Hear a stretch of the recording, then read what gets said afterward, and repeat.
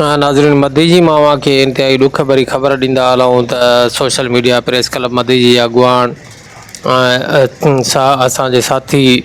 सहाफ़ी इलाही बख़्श भुट्टो जी अमड़ रज़ा इलाही सां वफ़ात करे वई है।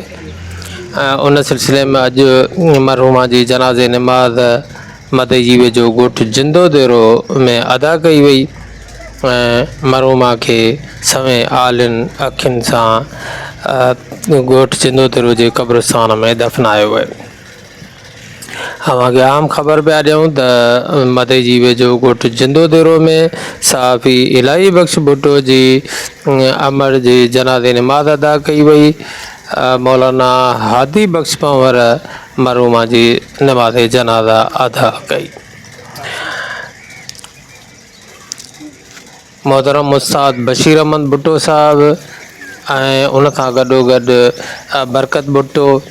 ऐं बशीर अहमद दायो ऐं उन सां गॾोगॾु अब्दुर्रज़ाक भुट्टो ऐं ॿियनि पिणु जनाज़े नमाज़ में शिरकत कई। अव्हांखे ॿुधाईंदा हलूं त सचाई न्यूज़ जो चीफ एग्ज़िक्यूटिव ऐं इलाही बख़्श जो साथी जेको आहे उहो कमांडो पंवर उन पिणु जनाज़े नमाज़ में शिरकत कई। इन वक़्तु मरहूमा के जेका सवें आलिन अखियुनि सां कब्रिस्तान जी तरफ़ नियो पियो वञे जिते मरहूमा जी तदफ़ीन थींदी ऐं उन खां पोइ जेको आहे उहो तज़ियत जो सिलसिलो बि शुरू थी वियो आहे।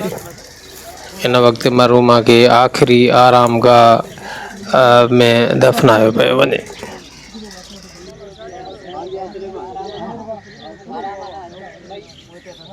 लन जो को नहीं आसरो हूंदे भी मां हिकिड़ो हुजा अल्लाह मिट पूरे वञनि उते पहुच जा वो राणा मूंखे अमन जी मथां राणा जे हूंदे भी मां हिकिड़ो हुजा अल्लाह मिट पूरे वञनि उते पहुच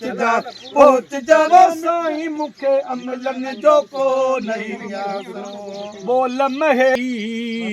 बोल महेश जा बुधी भेरो मुंडे ॾिसी मुर्क जा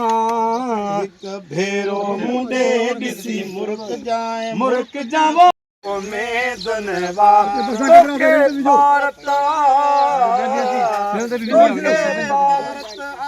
सरदार सरपरी आया धरते उमेद हिन सारी जमायत ते साईं मुझा मौला सगीरा कबीरा गुनाह माफ फरमा अल्लाह मालिक मिसरा जन्नतुल फिरदौस में जगह सबर की वास्ते तंगी का बचा सबर से उंगाई का बचा सबर के जन्नत के बागन में बाग बना सबर के जन्नत के अलावा जवारे रहमत में जगह अता फरमा रब जल्ली की मसरात में दुनिया रब्बना व तक़ब्बल रब्बना कुल्ली वलवाल महबूब करीमन जे सारी उम्मत जेका हे जान छॾे वई आहे।